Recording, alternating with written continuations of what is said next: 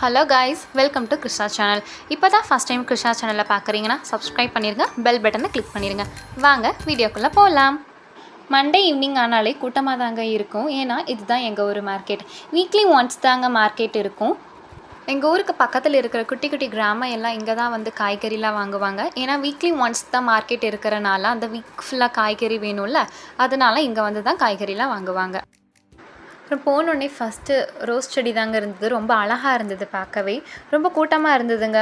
Front வரைக்கும் தான் பைக்கில் போக முடியும், அதுக்கப்புறம் போக முடியாது, ஏன்னா ரொம்ப கூட்டமாக இருக்கிறனால.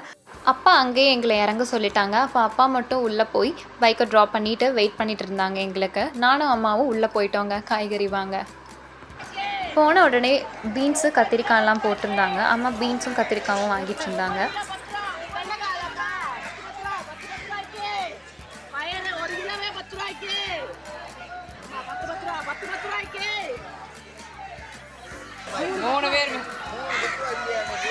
எவ்வளவு தக்காளி?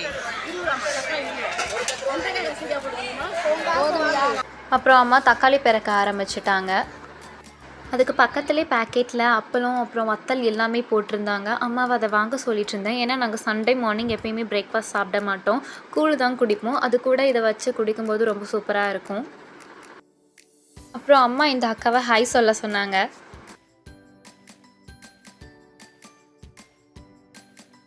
அப்புறம் அம்மா பாட்டிக்கு கத்திரிக்காயெலாம் வாங்கிட்டு இருந்தாங்க. இவங்க நிறைய காய் வச்சுருந்தாங்க. மஷ்ரூம், கார்ன் எல்லாமே வச்சுருந்தாங்க.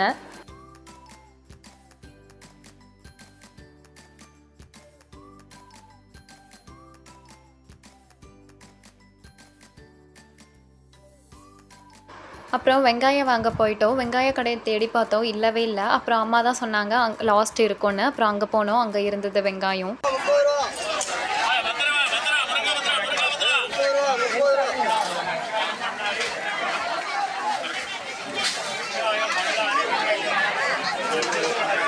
அப்புறம் அம்மா ஜூஸ் போட்டு குடிக்க லெமன் வேணும்னு சொன்னாங்க. அதனால லெமன் கடைக்கு போனோம். ஃபஸ்ட்டு ஒரு கடை பார்த்தோம், அங்கே நல்லாவே இல்லை. அப்புறம் ஒரு பாட்டி கடைக்கு போனோம், அங்கே லெமன் நல்லா இருந்தது.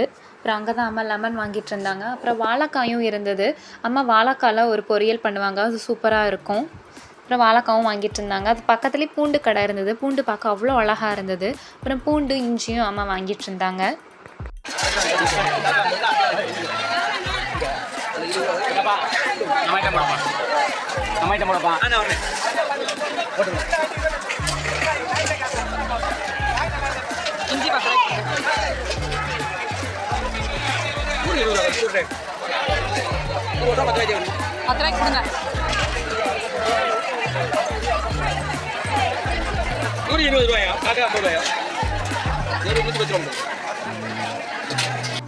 அப்புறம் காலிஃப்ளவர் வாங்க போயிட்டோம். மார்க்கெட்டுக்கு வந்துட்டு காலிஃப்ளவர் வாங்காமல் போனால் எப்படி?